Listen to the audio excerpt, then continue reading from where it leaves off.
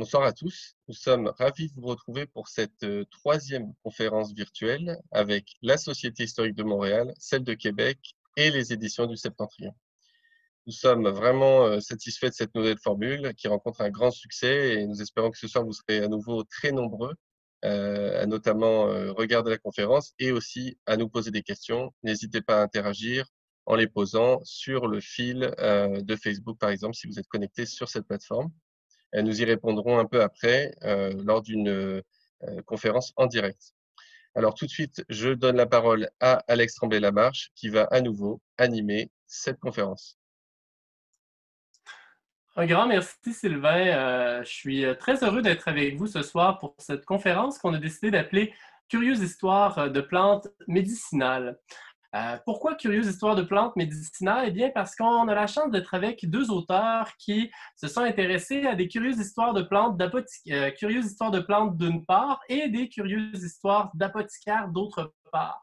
Et donc, on a décidé de les croiser et de les amener ensemble pour avoir une toute nouvelle mouture, c'est selon, qui parlerait en fait des plantes médicinales et d'histoires en fait un petit peu étonnantes sur comment est-ce qu'on s'est soigné avec les plantes, comment est-ce qu'on a utilisé les plantes en temps de pandémie. Et donc, je vous les présente tous les deux.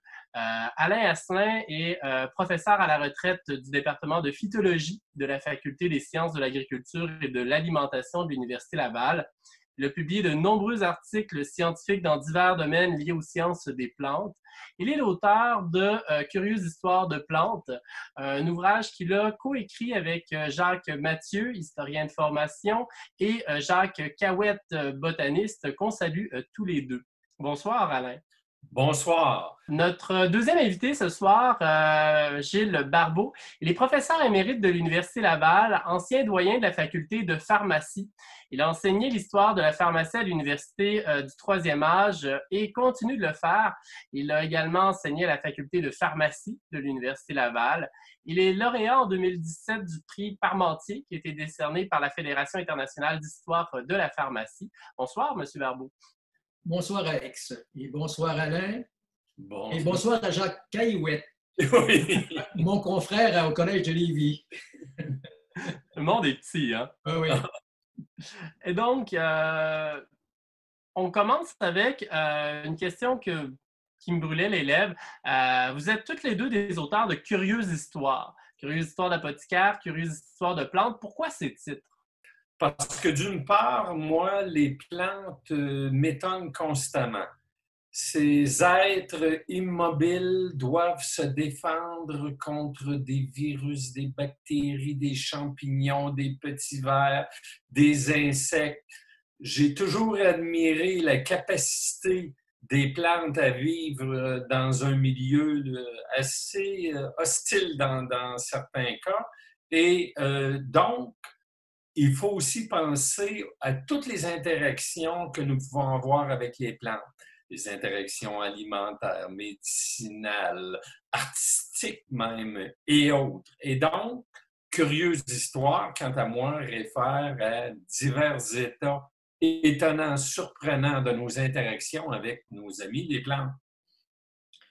Pour ce qui est de Curieuses histoires d'apothicaires, moi, ça réfère aussi à des choses étonnantes qui se sont passées lors de découvertes faites par des pharmaciens et des apothicaires, lors de découvertes de médicaments. Comme vous le savez, la plupart des médicaments que nous possédons aujourd'hui ont été découverts par des apothicaires, la plupart, à l'exception peut-être de la pénicilline. Alors, ces apothicaires, leur histoire est peu connue. C'est l'histoire de la médecine qui a toujours pris la place. Alors, ces apothicaires, j'ai fait ressortir leur contribution au développement des sciences en général, des sciences médicinales, et leur apport à partir des plantes aussi, parce que la plupart des grandes découvertes faites par les apothicaires sont faites à partir de plantes, même qu'encore aujourd'hui, on utilise des médicaments tirés des plantes. On a seulement qu'à penser à la morphine, la cocaïne, ce sont même la quinine, ce sont des médicaments qui viennent de plantes et qui sont toujours d'actualité aujourd'hui. Alors, ce que j'ai fait, c'est que j'ai pris les événements qui se sont passés, le contexte historique de la découverte et la plupart du temps, pour ne pas dire totalement, ce sont des coïncidences et des hasards. Et ça ne fait pas plaisir aux partisans de la méthode scientifique. Je les appelle les hooligans de la méthode scientifique parce que ce n'est pas la méthode scientifique qui a amené ces grands médicaments-là. C'est la méthode scientifique qui est venue après pour confirmer l'efficacité. Oui, parce que vous avez toutes les deux, en fait, eu une volonté de mettre de l'avant des anecdotes. Toutes les deux aussi eu la volonté de mettre, d'en faire, en fait, des ouvrages très illustrés. Donc, est-ce que vous pouvez nous parler un petit peu du concept? Ils ont l'air de quoi, vos ouvrages? Ils ont l'air, je dirais, d'une belle végétation. C'est-à-dire que on peut regarder les plantes avec un œil d'artiste, avec toutes sortes de regards, et ça peut être beau. Et la nature, évidemment, végétale nous aide dans la visualisation de la beauté des choses, si vous voulez, parce que la nature végétale est généreuse dans ses belles formes, dans ses belles couleurs, et nos curieuses histoires de plantes veulent bien aussi être encadrées dans un beau cadre végétal. Dans mon cas, c'est un peu à la manière d'Alain, ce sont des récits historiques, des contes. En fait, le livre se lit comme une série de contes. On raconte ce qui est arrivé aux apothicaires, on les met vraiment dans le milieu où ils étaient. On décrit même leurs instruments, à la fois les instruments de laboratoire lorsqu'ils les utilisent. On place, je pense à l'histoire magnifique de la morphine, d'un étudiant en pharmacie qui découvre par hasard la morphine dans un opium que je ne dirais pas falsifié, mais de très mauvaise qualité. Alors c'est ça qu'on raconte. On raconte le contexte. Vraiment, le décor est fait avec de nombreuses images, comme dans les livres d'Alain, de nombreuses images qu'on retrouve dans ces livres-là. C'est bien illustré, c'est jamais ennuyant, et puis surtout, c'est à mettre entre toutes les mains. Effectivement, et vous êtes toutes les deux, disons, des gens issus des sciences nature, phytologues, pharmaciens, et vous en êtes toutes les deux venus à vous intéresser à l'histoire justement de la botanique, à l'histoire en fait de la pharmacie. Comment vous est venue la piqûre de l'histoire et comment vous est venue l'envie de la partager dans ces ouvrages? Alex, c'est l'heure des aveux. Oh! Et c'est l'heure des aveux. Dans mon cas, je dois dire que au primaire, je faisais partie des CJN, des cercles de jeunes naturalistes qui s'intéressaient aux choses naturelles, mais aussi dans un cadre historique parce qu'on nous rappelait toujours l'histoire. Au Collège de Lévis, j'ai fait partie d'un club de sciences naturelles et j'ai fait partie aussi d'une organisation de stage d'été qui s'appelait les Jeunes Explos, les jeunes explorateurs qui organisaient des camps de sciences nature l'été, entre autres au Cap-Jaseux au Saguenay, où on alliait diverses sciences naturelles avec l'histoire locale, l'histoire du développement, l'histoire du fjord du Saguenay. Et là, je compte un peu ma vie. En quelques secondes, je fais une petite dérive.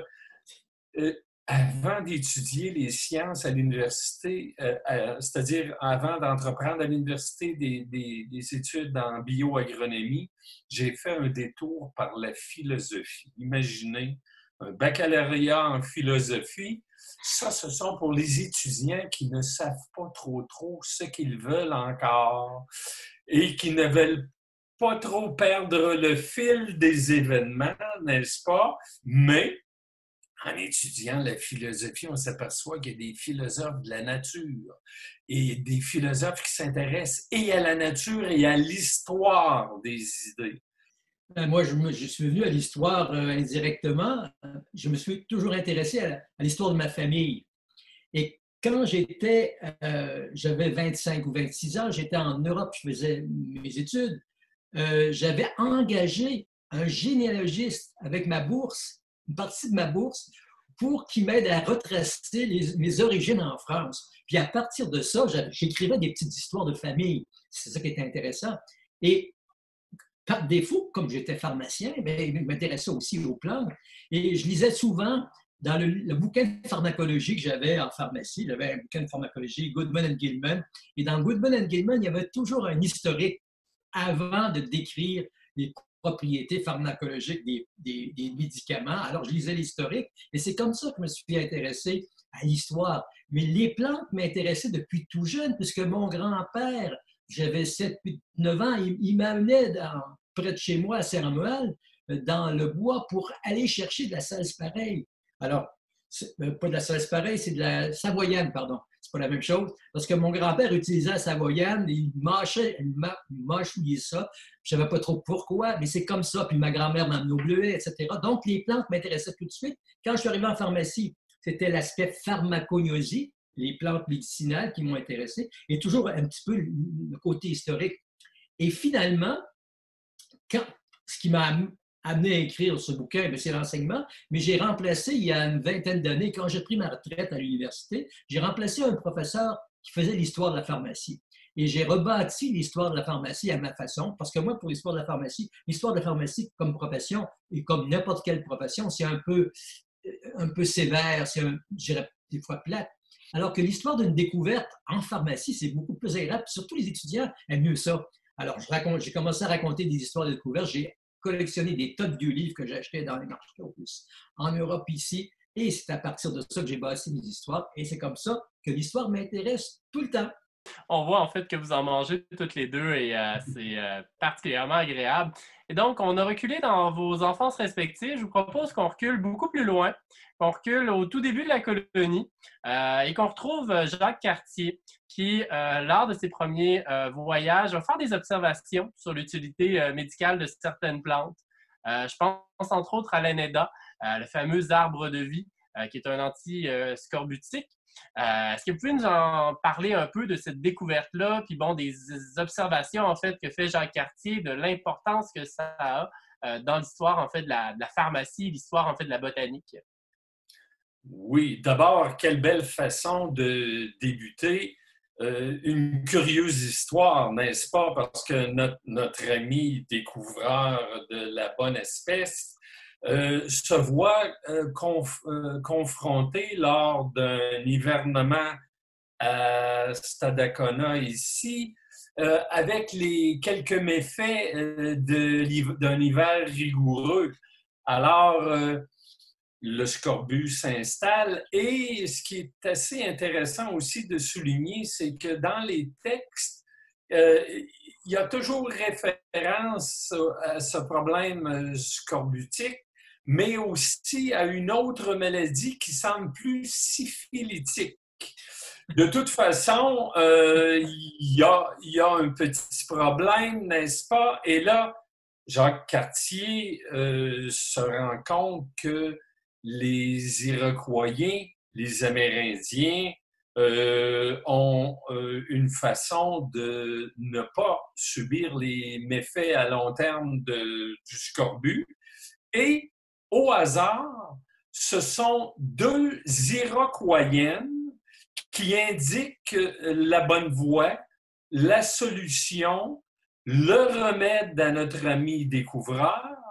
Et deux Iroquoiennes indiquent que la consommation d'une infusion d'un conifère permet d'éviter cette grosse maladie qui est le qualificatif pour ce problème. Ils utilisent le vocable Anéda, qui est un terme iroquoien avec diverses variantes, qui réfère à un gros conifère sans plus. Et là, il y a beaucoup d'historiens, on peut s'obstiner pendant 1 heure sur la nature de ce gros conifère, mais ce qui est intéressant, c'est la solution concrète par l'intermédiaire de deux Amérindiennes qui donnent la solution très précise à notre ami Cartier.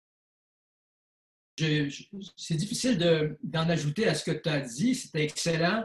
et surtout dans le contexte où Jacques Cartier fait l'équipage de Jacques Cartier est guéri de son scorbut. Je vais ajouter juste une petite observation, c'est qu'ils avaient quand même, l'équipage avait prié Notre-Dame de Rocamadour pour aider à la guérison avant de commencer à prendre le potage qu'avaient fait les Amérindiens. Et c'était tout à fait dans l'esprit de l'époque où on évoquait les grands esprits avant d'être soignés, un peu à la méthode des Amérindiens, un peu à la méthode des Égyptiens. Alors, c'était ça. Ils avaient prié avant, et puis après ça, ils avaient pris la médication, dont on ne sait pas encore tout à fait qu'est-ce que c'était l'année-là.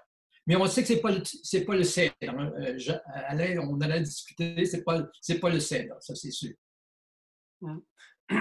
Et là, on parle d'un apport autochtone qui est quand même assez important, mais ce n'est pas le seul apport autochtone qu'on a, parce que lorsque les premiers Occidentaux arrivent de ce côté-ci de l'Atlantique, eh bien, ceux qui connaissent la flore locale, c'est les Autochtones. Quels secrets vont-ils dévoiler sur les plantes, notamment en fait les plantes médicinales aux Européens? Et de quelle façon est-ce qu'on va parvenir à échanger malgré en fait la barrière linguistique dans un premier temps? Très bonne question. Mais une partie de la réponse est certes l'utilisation d'un petit mot, d'un concept, l'imitation. Il est toujours facile d'imiter sans même comprendre tout le vocabulaire précis. Il était facile pour les Européens d'imiter diverses choses. Prenons un exemple. Les Européens découvrent que les Amérindiens, les Iroquois, fument quelque chose.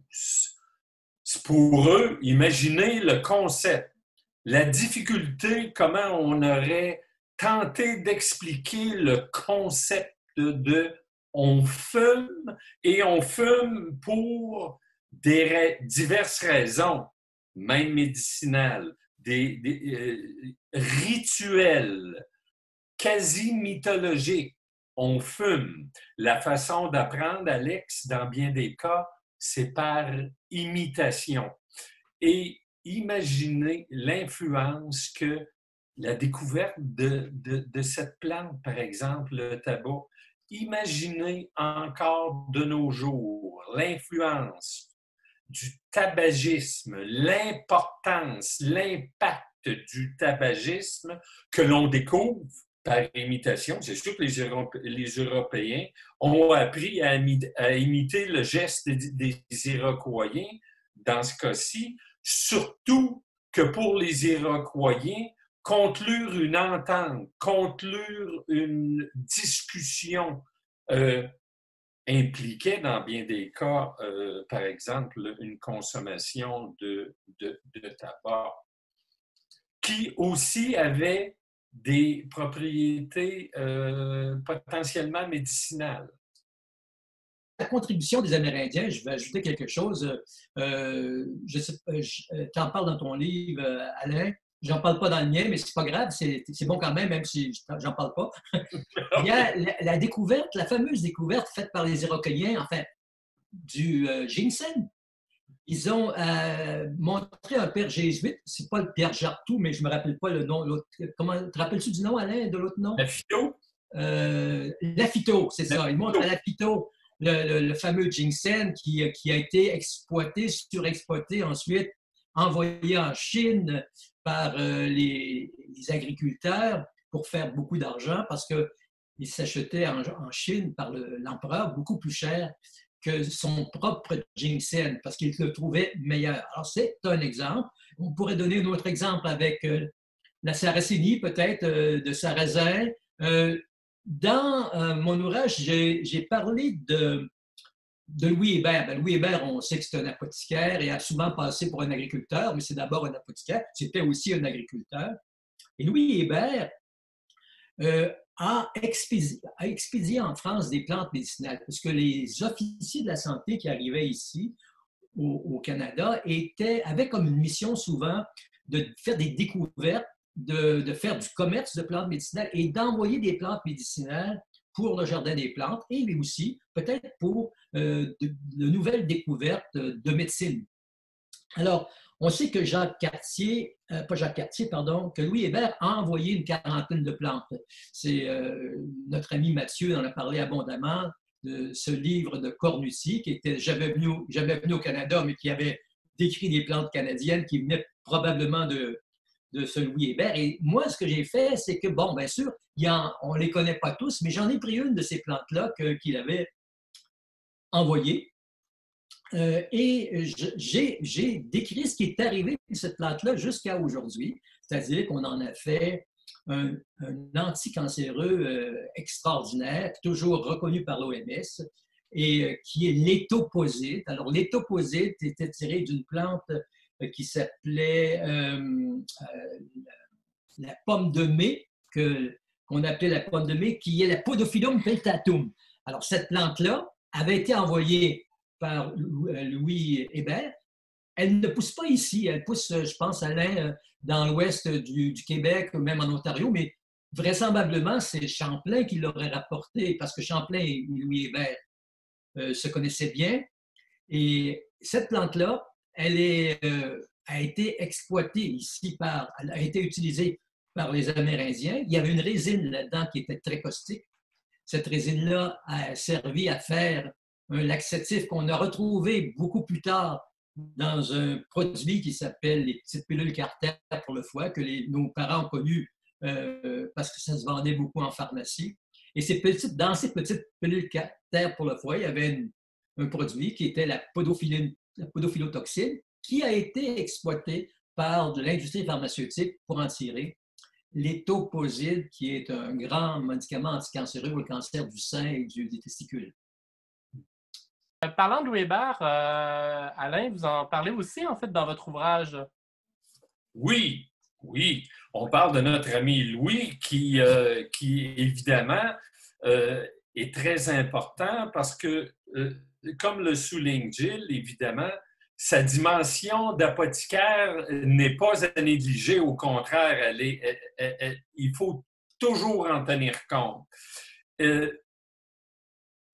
Il faut aussi souligner que notre ami Jacques Mathieu, en 2017, a publié un livre chez une maison d'édition, je crois, le Septentrion, peut-être, sur la vie méconnue de Louis Hébert et Marie Rollet. Parce qu'il ne faut pas oublier aussi, on a souvent des héros, mais les héroïnes ne sont pas toujours très loin de ces héros. Par exemple, dans le cas de Louis Hébert, Marie Rollet était certainement très impliquée dans sa connaissance des végétaux locaux, dans sa connaissance aussi des interactions avec certaines connaissances avec les Amérindiens. Moi, pour Louis Hébert, j'ai évidemment eu diverses obsessions par rapport à des plantes influentes dans notre histoire. Je me permets de ressouligner que Louis Hébert, apothicaire, a une très grande préoccupation pour une plante qu'il nomme pétain, qui est un terme d'Amérique du Sud brésilien qui dénomme encore le fameux tabac. Parce qu'à l'époque, il y avait deux espèces de tabac utilisés, le tabac plus standard, si on peut dire, et une petite espèce de petit tabac jaune, de petit tabac à fleurs jaunes, de tabac rustique qui contenait une quantité de nicotine extrêmement élevée avec des effets physiologiques assez déconcertants. Alors, notre ami Louis Hébert, parmi ses préoccupations, il nomme souvent et il fait référence au pétain, au tabac, encore cette plante de si grande influence dans notre histoire. Et on a beaucoup parlé, en fait, de Louis Hébert, de Marie Rollet. Mais qui sont les autres personnes qui s'intéressent au domaine de la pharmacie et au domaine, en fait, de la botanique en Nouvelle-France? Est-ce qu'on trouvait plusieurs apothicaires et plusieurs botanistes, si on peut s'exprimer ici, sous le régime français? Je vais laisser Gilles avec les apothicaires pour débuter. Il n'y avait pas beaucoup d'apothicaires au régime français. Il y en a eu quelques-uns qu'on connaît, mais on doit en avoir au maximum une vingtaine d'apothicaires. Ce qui arrivait, c'est que souvent, les médecins et les apothicaires étaient les mêmes. Les deux pratiquaient la même chose. Je pense au docteur Baudouin, qui était le médecin à l'Hôtel-Dieu de Québec, qui avait une apothicaire-rie, donc il y avait une pharmacie à côté de son bureau, qui était complète. Il y a eu d'autres médecins aussi qui ont pratiqué. Des apothicaires connus, il y a eu Jean-Joseph Arnoux, qui était le frère d'un médecin aussi. Il y a eu un qu'on néglige souvent, que j'aime bien rappeler, c'est Robert Giffard. Robert Giffard de Moncel, qui a favorisé la colonisation de la côte de Beaupré en particulier. Mais Robert Giffard de Moncel, c'était un apothicaire qui pratiquait en France à Tourouvre.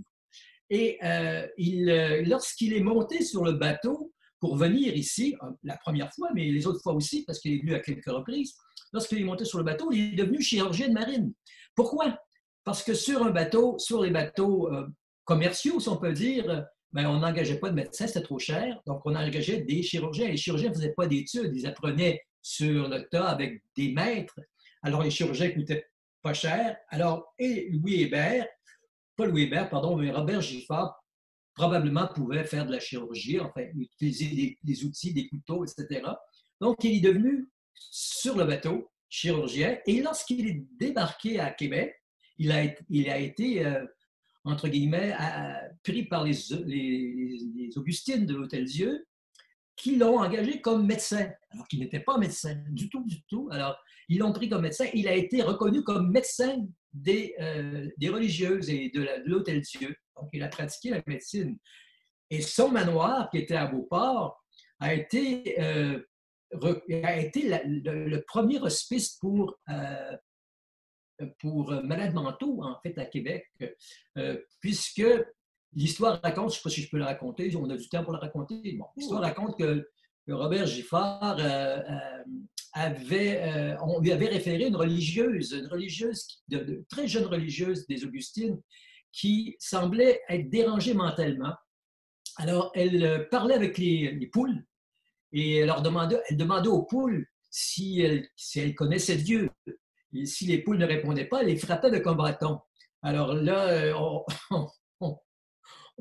ce qu'on a fait, c'est qu'on l'a confié à Robert Giffard, qui l'a amené dans son manoir, il est resté 6 mois, et elle est retournée complètement guérie, semble-t-il, dans son manoir. Elle a été déconfinée.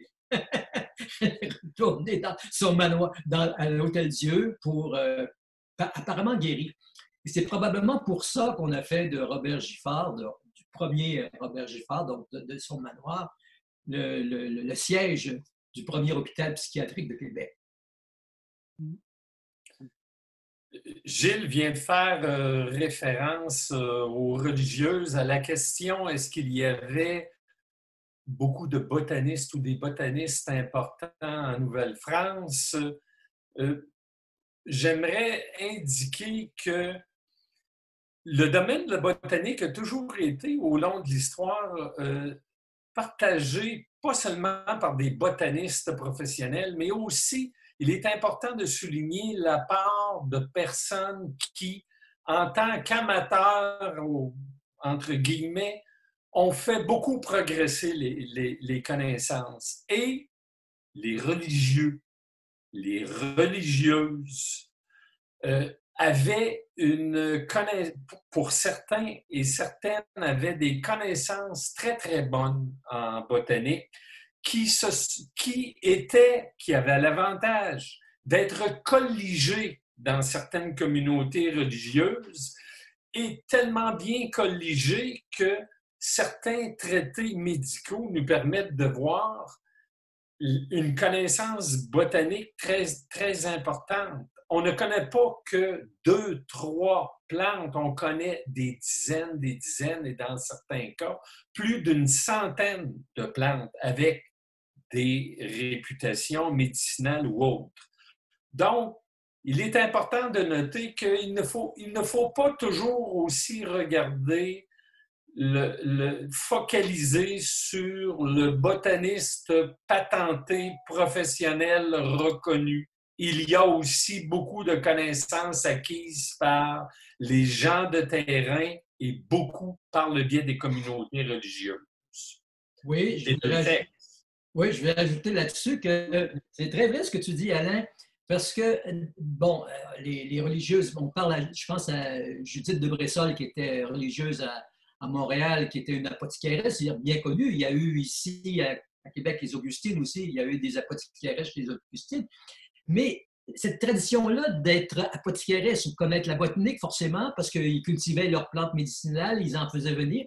Mais cette tradition-là, elle s'est poursuivie jusqu'au 20e siècle, puisque dans les pharmacies hospitalières, les premières pharmaciennes, c'était des religieuses. Je me rappelle de Saint-François d'Assise, je me rappelle de l'Hôtel-Dieu de Québec, j'ai travaillé avec une religieuse à l'hôpital Saint-Sacrement. Alors, c'était des religieuses qui étaient les premières pharmaciennes. La première pharmacienne religieuse à Québec, elle a gradué, je pense, en 1944. Donc, ils étaient de la tradition de ces religieuses apothicaires. D'ailleurs, dans mon bouquin, je parle de cet onguent divin qui avait été importé de France, parce que les Augustines de Québec avaient une relation privilégiée avec un apothicaire français de Dieppe qui s'appelait l'apothicaire Ferret, et il faisait venir les médicaments de là à Québec. Alors, cet apothicaire, ils ont fait venir justement un onguent qu'ils ont ensuite composé eux-mêmes, qui s'appelait l'onguent divin, qui était un onguent censé pouvoir extraire des blessures de soldats la ferraille. Alors, bon, je ne sais pas si c'était vraiment, ça avait la réputation d'être divin. Je ne sais pas vraiment si ça ne guérissait pas, ça devait rapprocher le malade du bon Dieu, peut-être. Là. Bonne remarque, Gilles. Oui, à l'époque, le Dieu n'est jamais bien loin. Non. Et vous me parliez en fait toutes les deux des religieuses. J'aimerais ça qu'on en parle un peu plus des religieuses parce que quand on pense à la botanique, effectivement, on a tendance à penser des fois à des savants, même chose pour les apothicaires, alors que comme le mentionnait Alain, c'est ça, il y a un rôle des amateurs qui est quand même assez important. Et les religieuses, en fait, ce ne sont pas que des amatrices. Il y en a certaines qui, le font un petit peu plus en tant qu'amatrices, mais il y en a certaines qui ont une connaissance, en fait, de la botanique et de la pharmacie qui est quand même assez poussée. Et qui sont vraiment des pionnières, en fait, dès la Nouvelle-France et qui vont le rester tout au long, en fait, du reste de l'histoire québécoise. Oui, très bonne remarque quant au caractère professionnel des religieuses. Je me suis amusé, par exemple, à tenter d'énumérer le nombre de plantes utilisées et bien décrites dans la 3e édition, celle de 1890, du traité médical des Sœurs de la Providence, de l'Asile de la Providence, des Sœurs de Charité, excusez, de l'Asile de la Providence. Et je suis arrêté à 150. On est en 1890, c'est la 3e édition. Il y a une description précise et des usages non moins précis de plus de 150 taxons de plantes qui sont... Moi, ça m'impressionne. On est encore au 19e siècle et on n'a pas toutes les encyclopédies locales pour déduire ou répertorier les choses ou transposer les choses. C'est un savoir acquis par les connaissances antérieures, les expérimentations, et tout ce qu'il y a de très concret. Alors, plus de 150 plantes, moi, ça m'impressionne. Je suis d'accord avec Alain parce que j'ai ce bouquin-là, j'ai la deuxième édition, mais et donc qui est paru un peu avant 90, en 70. Et vraiment, c'est un livre de plantes, c'est un livre de botanique.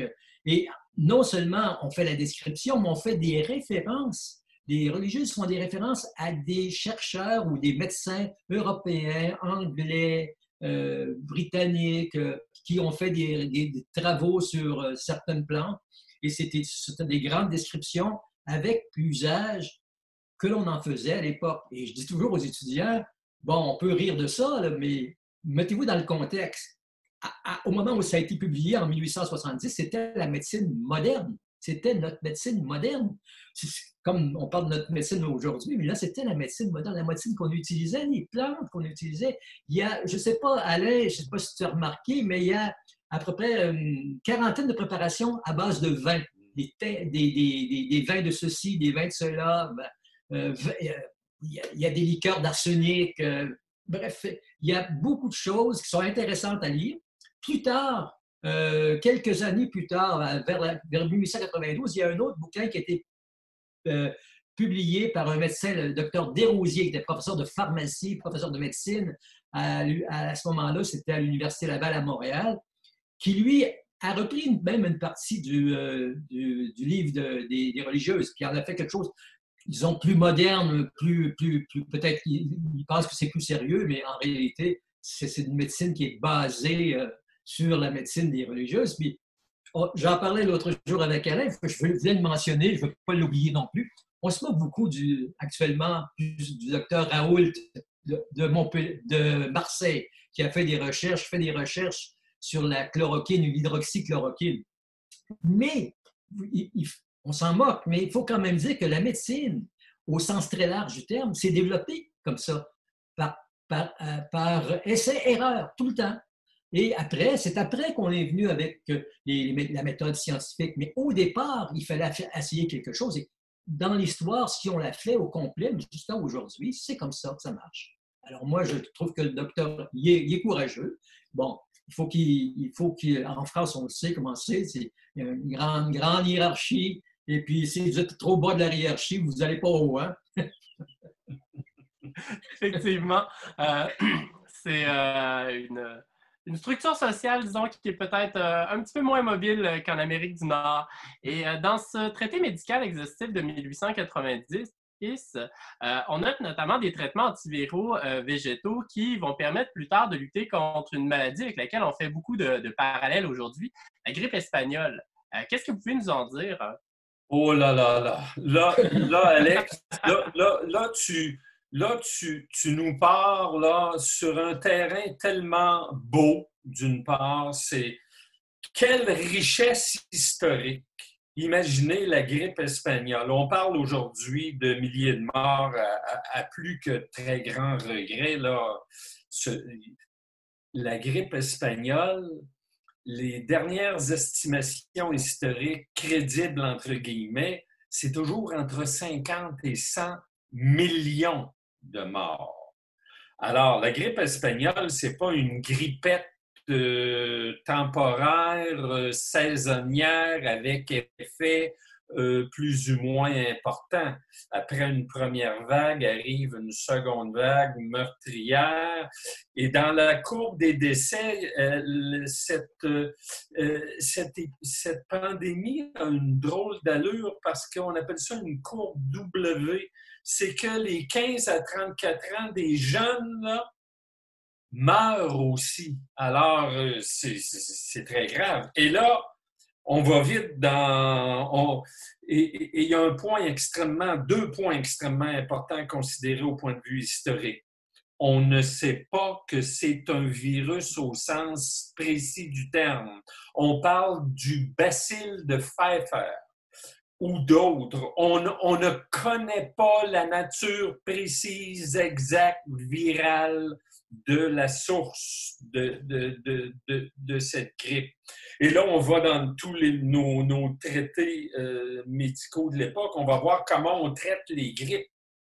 Et là, malheureusement, On est en situation problématique parce que cette souche virale, ce virus, est tout à fait inconnu, n'est pas purifié, n'est pas décrit, et malheureusement, on se retrouve sans possibilité de médicaments vraiment efficaces.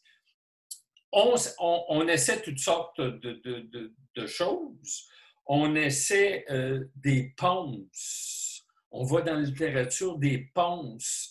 On essaie des sudorifiques. Il faut faire suer beaucoup. Gilles pourrait nous parler pendant des heures des sudorifiques. Alors, Gilles, parle-nous des sudorifiques. Non, ben, oui, mais c'est toute la technique de l'époque, même qu'on pouvait encore utiliser les clistères. On faisait suer, on faisait évacuer par tous les orifices du corps. Fait que c'était la tradition. Et c'est sûr que, comme tu le dis si bien, on n'avait rien pour se défendre de ce virus, parce qu'on ne savait pas trop enfin, ce que c'était. Parce que je te dirais même que à l'époque de Fleming, lorsqu'il a découvert la pénicilline, il y avait tout un débat autour de la grippe. Est-ce que c'est un virus ou c'est une bactérie? C'est là qu'on a commencé à faire les distinctions. Mais je ne veux pas t'enlever le punch, mais les Hurons se traitaient avec la grande berce, qui est une ombellifère. Ils faisaient une préparation qu'ils appelaient le pot-glou. Et selon le département de la santé de l'époque, il y aurait eu seulement qu'un décès dans la population des Hurons-Wendat à cause de la grippe espagnole, ce qui est même extraordinaire. Est-ce que c'est vraiment antiviral? Je sais que dans les années 50, le pot-glou pas le pot-glou, mais la grande berce avait fait l'objet d'une étude en Californie et on avait montré in vitro, bien sûr, que là-dedans, il y avait des substances antivirales dans cette plante-là. Alors, c'est extraordinaire. Est-ce que ça marchait vraiment? On ne le sait pas. On ne le saura jamais non plus parce qu'on n'utilise plus la grande berce. Je pense qu'on a trop peur de cette fameuse ombellifère que tu connais, Alain, d'origine russe, je pense, hein, qui s'appelle, je ne me souviens pas du nom, là. Mais ça a été un remède d'ici, un remède amérindien, qui a été peut-être utilisé avec succès, mais ça, on ne peut que le supposer. Et pour embellir l'histoire, on peut dire oui, ça marche. Voilà. Mais je vais ajouter quelque chose. Puisqu'on parle d'antiviral, on l'a peut-être oublié, mais il y a eu beaucoup de travaux faits avec l'iode comme antiviral. L'iode comme antiseptique, bien sûr, c'est connu. L'iode comme antifongique aussi, moins connu. Et l'iode comme antiviral. Bon. On a peut-être oublié cet aspect-là, ou peut-être que ça ne marche pas vraiment. Je n'ai pas consulté la littérature. Enfin, la littérature scientifique, j'ai déjà dit littérature, moi je ne trouve pas que dans la science, il y a tellement de littérature. En fait, la documentation scientifique, là, je ne l'ai pas consultée récemment, mais je sais que dans mes études, quand je faisais mes études en pharmacie, l'iode passait pour un agent antiviral. Et l'iode qui a été découverte, justement, comptons l'anecdote, parce qu'on cherchait de la poudre à canon. C'est tout simplement ça. Et que Bernard Courtois, le pharmacien, en nettoyant son chaudron, il est apparu des vapeurs violettes qui ont cristallisé sur le bord du chaudron et qu'on identifie plus tard, quelques années plus tard, comme étant un nouveau corps, un nouvel élément. C'est appelé l'iode. Voilà, l'iode à cause de la couleur violette, qui est un mot qui vient du mot grec. Voilà. Quand même fascinant les découvertes qu'on a été capable de faire de façon des fois complètement inattendue. Mais c'est ça, on est en train de parler de virus. Et puisque justement, bon, on se rapproche peut-être un petit peu de l'actualité, j'ai envie de nous ramener au 19e siècle, lorsqu'il va y avoir une maladie qui va affecter gravement le tabac et qui va jouer un rôle clé dans l'évolution en fait, de la science des virus. Est-ce que vous pouvez nous en parler un petit peu puis nous dire, bon, c'est quoi l'importance de cette maladie-là? Ben, d'abord, en fait, c'est quoi cette maladie-là et c'est quoi l'importance qu'elle va jouer en fait dans l'évolution des connaissances qu'on a sur la science des virus? Alex, j'attends cette question depuis 50 minutes et je présume que Alex, je présume que j'ai aussi au moins 50 minutes pour la réponse. Ça, non. Ah! Je sais qu'Alain l'avait préparé. Alain l'a préparé. Alors, laissons-lui le temps de l'expliquer, de son parler de son fameux virus de la mosaïque du tabac. Virus qu'on connaît plus que le virus de la grippe. Hein? Quelques mots. Je vais être sage, si possible. Évidemment, le virus de la mosaïque du tabac, on doit beaucoup à ce virus parce que l'étude de ce virus a permis de connaître beaucoup d'autres choses en virologie, dans l'ensemble de la discipline virologie. Il ne faut pas oublier qu'on a parlé au début du tabac, de même rituel, on a parlé de l'importance dans notre histoire du tabac, mais l'importance de cette maladie. Au 19e siècle, on découvre un peu partout. Imaginez, en Hollande, on est en Russie, un peu partout. Le tabac, plante originaire de l'Amérique du Sud, l'Amérique centrale, qui est rendue à l'échelle planétaire un peu partout. On découvre une maladie qu'on appelle mosaïque parce que c'est une alternance de plages, de régions plus foncées et plus pâles.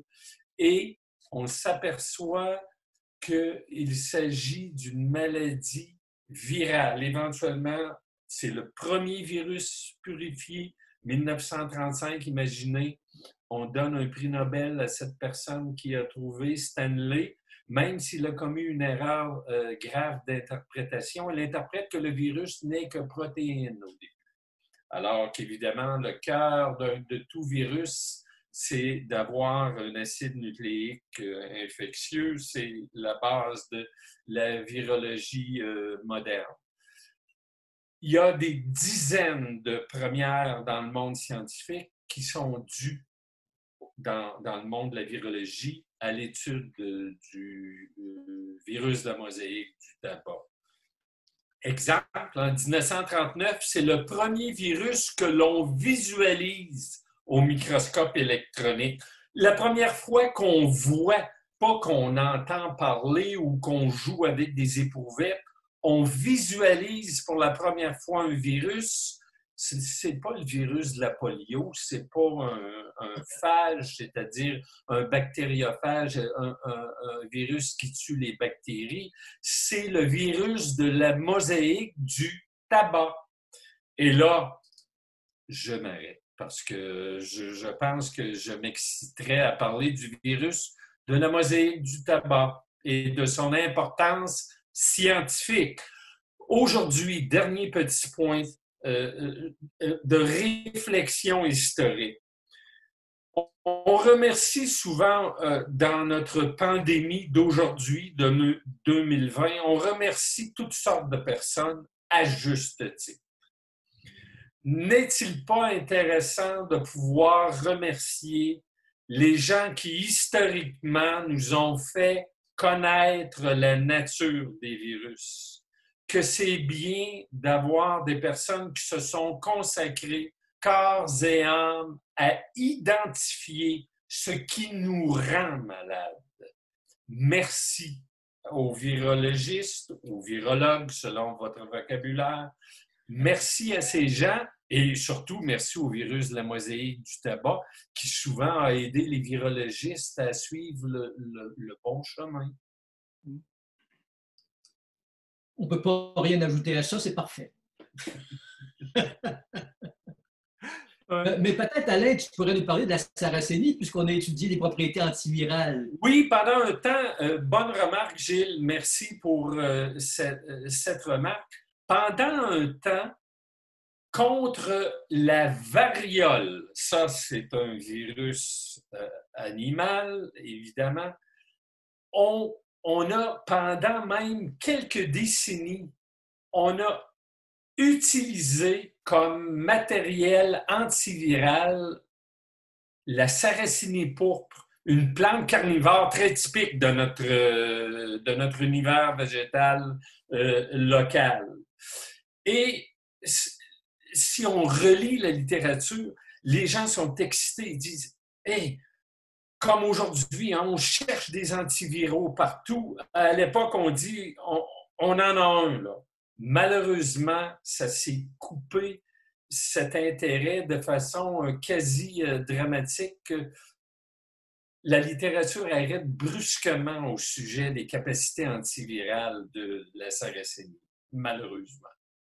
C'est le docteur Maurice, qui est un docteur, je crois, des provinces maritimes, qui avait fait l'étude. Mais si tu te rappelles, si tu l'as regardé dans le traité de matière médicale des Sœurs de la Providence, on parle de la sarracénie comme d'un tonique utérin et d'un antiseptique. Alors, ça a eu toutes sortes de propriétés, mais c'était la médecine moderne de l'époque. Très bon point. Effectivement. Et en terminant, j'aurais envie de vous demander peut-être toutes les deux une anecdote ou une découverte en fait surprenante que vous voudriez nous partager que c'est ça, j'ai peut-être pas eu le temps d'aborder jusqu'à maintenant. Je sais que tout à l'heure, Alain attendait avec impatience une question. Comme le temps file, j'ai malheureusement pas le temps de toutes les poser. Mais là, c'était le moment où jamais, juste avant de conclure, si jamais il y a des éléments que vous souhaiteriez mettre de l'avant, qui vous paraissent en fait fondamentaux dans l'évolution, en fait, la façon de soigner avec les plantes. Je vous laisse en fait toutes les deux le mot de la fin sur cette question. Prenez le temps en fait de bien développer vos histoires. On aime ça quand il y a du croustillant. Alors, il y a beaucoup de choses, il y a tellement de choses surprenantes, étonnantes, c'est difficile de toujours sélectionner parce qu'évidemment, Alex, tu as peut-être deviné, j'ai des biais vers certaines plantes, j'ai des biais vers certaines maladies. Alors, je vais tenter, comme pénitence, de peut-être parler d'autres choses. J'aimerais peut-être qu'on fasse un petit clin d'œil, peut-être faire un petit clin d'œil à l'importance de quelques femmes dans le domaine végétal qui ont vraiment déblayé des sentiers, qui ont vraiment, là, ces femmes-là ne l'ont pas eu nécessairement facile. La première femme de carrière universitaire au Canada, Madame Derrick, a travaillé d'abord comme assistante aux botanistes de l'Université McGill. Et souvent dans l'histoire, la place d'une femme comme Madame Derrick à l'époque, ce n'est pas nécessairement très souligné et je pense qu'on doit noter le caractère fonceur et de certaines femmes comme Madame Derrick. Et comme j'ai plusieurs biais, j'en ai un comme rive sudiste. Je suis lévisien de naissance et j'aime souvent parler un petit peu de Lévis en face du fier promontoire, parce que c'est l'expression, notre ami Marie-Victorin, notre botaniste vedette du Québec, appelait Québec fier promontoire. Alors, au lieu de dire Québec, pourquoi pas dire fier promontoire? Alors, donc, pour revenir à la belle ville en face du fier promontoire à Lévis, une femme a une histoire peu connue, mais qui est fort intéressante. C'est celle de la fille. En fait, elle est le 7e enfant d'un pasteur anglican qui était responsable de l'Église anglicane à Lévis. Et ce pasteur anglican, c'est un entomologiste de premier ordre, un naturaliste qui s'intéresse aux plantes. Et au hasard, sa fille, Faith Files, lui était William Files. Faith Files devient l'une des premières personnes à travailler de façon permanente à Agriculture Canada à Ottawa. Dans un domaine botanique très précis, elle devient comme une spécialiste des plantes vénéneuses au Canada. Alors, chacun ses intérêts, mais Je me permets donc de de saluer ces femmes pionnières qui, souvent aussi dans notre histoire, passent souvent comme petite note en bas de page sans plus. Alors, voilà pour cette petite remarque. C'est mon épouse qui m'a demandé de faire cette remarque. On la salue. Bon, j'en connais bien Louise. Moi aussi, je vais vous parler du rôle d'une femme, du rôle non soupçonné d'une femme qui n'a pas eu le crédit de la découverte. C'est la découverte, encore une fois, d'un anticancéreux, la pervincamine. En fait, toute cette histoire a commencé lorsqu'on s'est aperçu que la population de la Jamaïque utilisait une plante, la petite pervenche, pour traiter leur diabète. Alors, on s'est demandé comment la pervenche pouvait traiter le diabète. Et c'est un médecin qui avait, le docteur, je crois que c'est Black, le docteur Black, qui était un Jamaïcain, qui avait étudié à McGill, qui était retourné chez lui en Jamaïque, qui s'était intéressé à la chose. Et il se demandait comment la petite pervenche pouvait traiter le diabète, forcément le diabète adulte. Alors, ce qu'il fait, c'est qu'il connaissait un docteur Noble qui était près de Montréal, qui était à Hamilton aussi, qui avait travaillé, Clark Noble, avec l'équipe de Benting sur l'insuline. Alors, il va demander au docteur Noble s'il ne pouvait pas faire des tests avec la petite pervenche pour savoir pourquoi elle était utilisée pour le diabète. Or, le docteur Noble, Clark, n'avait pas le temps. Il passe le travail à son frère Robert, qui travaillait dans un laboratoire aussi et qui s'intéressait aux hormones. Alors, le docteur jamaïcain va envoyer au docteur Noble un échantillon, 60 livres de plantes séchées, de pervenches séchées, pour qu'il fasse des tests sur le diabète des souris. Alors, il va préparer des infusions qu'il va faire consommer à ces souris. Malheureusement, ça ne marche pas. Ce qui arrive, c'est qu'il fait doser le sucre dans le sang et dans les urines par sa laborantine, qui est une immigrante qui vient d'Europe de l'Est et qui est chimiste au départ, mais qui n'a pas trouvé d'emploi comme chimiste, donc travaille comme laborantine comme assistante de recherche, si on veut, dans le laboratoire du docteur Noble.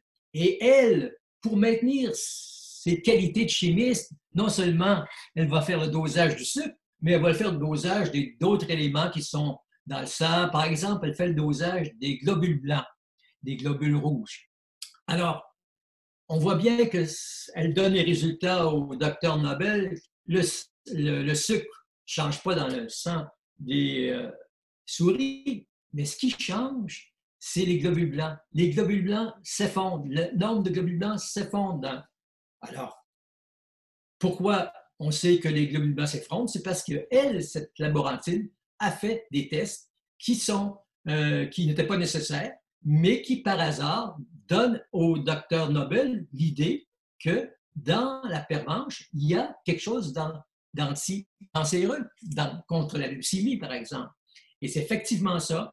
Et par hasard, en même temps, une équipe des laboratoires Lilly, je pense, ou enfin de laboratoires pharmaceutiques américains va découvrir la même chose. Mais c'est pour vous montrer que c'est un rôle ingrat d'une laborantine qui a en fait aidé à découvrir un des grands anticancéreux, toujours reconnu par l'OMS et qui est toujours utilisé en cancérologie, la pervincamine. Alors, moi aussi, c'est pas ma femme qui me l'a dit, mais j'y ai pensé, vu que Louise l'avait dit. On la remercie. Et le nom de cette laborantine, je pense que vous ne l'avez pas nommé. Non, je ne l'ai pas non plus. Je l'ai cherché dans l'article original de Noble, qui n'est pas mentionné. Ça vous montre un peu la mentalité de 1940. Là. Une bonne démonstration, n'est-ce pas? Oui. Donc, il reste du travail à faire de ce côté. Il y aurait de quoi faire curieuse histoire de femmes de science ou curieuse histoire de femmes botanistes. Je sais qu'Alex, Gilles et moi, Marcel un peu avec ça. Là. C'est bon. Fait que l'éditeur est particulièrement intéressé. Pour l'heure, ceux qui désiraient en apprendre plus peuvent se tourner vers les ouvrages de M. Barbeau et M. Asselin. Curieuse histoire d'apothicaire dont vous a parlé tout à l'heure. Une fascinante façon d'en apprendre plus sur l'histoire de la pharmacie, mais de façon très décontractée, avec toujours des petites anecdotes, comme par exemple comment une plante à la mode dans la Grèce antique va toujours servir plus en fait de 2 millénaires plus tard aujourd'hui contre les crampes, ou comment justement, M. Barbeau l'a mentionné tout à l'heure, cet homme d'affaires qui va trouver de l'iode en nettoyant son chaudron va en fait être à la base d'une des découvertes les plus importantes dans l'histoire de la médecine. Et du côté en fait d'Alain Asselin, eh bien, curieuse histoire de plantes, j'ai ici sous la main les tomes 3 et les tomes 4 parce que j'ai seulement 2 mains puis que je n'avais pas de place pour avoir les 2 premiers sous la main. Mais en fait, ceux que ça intéresse, eh bien, c'est une fresque tout à fait fascinante sur l'histoire de la botanique de l'an 1000 jusqu'à l'an 1670 dans le cadre du premier volume. Et donc, on couvre le savoir autochtone, mais aussi les premières découvertes vikings et les débuts de la Nouvelle-France. Puis, de 1670 à 1760, avec les débuts, si je peux m'exprimer ainsi, de l'exportation du savoir botanique vers l'Europe, vers les jardins royaux, vers en fait un savoir scientifique qui se forme tranquillement à partir de cette nouvelle, ces nouvelles plantes qu'on découvre. Dans le tome 3, que j'ai juste ici sous la main, de 1760 à 1867, eh bien, on voit qu'à partir du régime anglais, c'est ça, tranquillement, on va être capable de partir de plantes, puis d'arriver à les synthétiser, faire ce genre de choses. On voit que les femmes sont particulièrement importantes aussi. Alain Asselin en a parlé un petit peu ce soir, mais il en parle davantage dans l'ouvrage. Et dans le quatrième, 1867 à 1935, eh bien, de ce côté-là, eh bien, on se rend jusqu'à Marie-Victorin à la flore laurentienne, mais en faisant des petits détours, par exemple, par des camps de prisonniers dans lesquels, justement, on faisait de la culture de certaines plantes. On se rend aussi, on regarde que le second fondateur de Desjardins, Cyril Vaillancourt, avait un intérêt particulièrement marqué pour l'industrie apicole. Et donc, toutes sortes de choses intéressantes. Je tiens à rappeler, en fait, que les curieuses histoires de plantes sont le fruit d'Alain Asselin, oui, mais aussi de Jacques Caillouette. Je le prononce bien cette fois-ci, et de Jacques Mathieu dans le cas des premiers tomes. Donc, merci beaucoup, messieurs. Je laisse la parole à Sylvain Lombroso pour la conclusion et par la suite, on va se diriger vers les questions du public. Maintenant, nous allons donc basculer vers le direct pour les questions. Donc, cette vidéo va se terminer et retrouvez-nous en haut de la page dans quelques secondes. Nous serons en direct pour répondre à toutes les questions très pertinentes que vous ne manquerez pas de poser. Merci.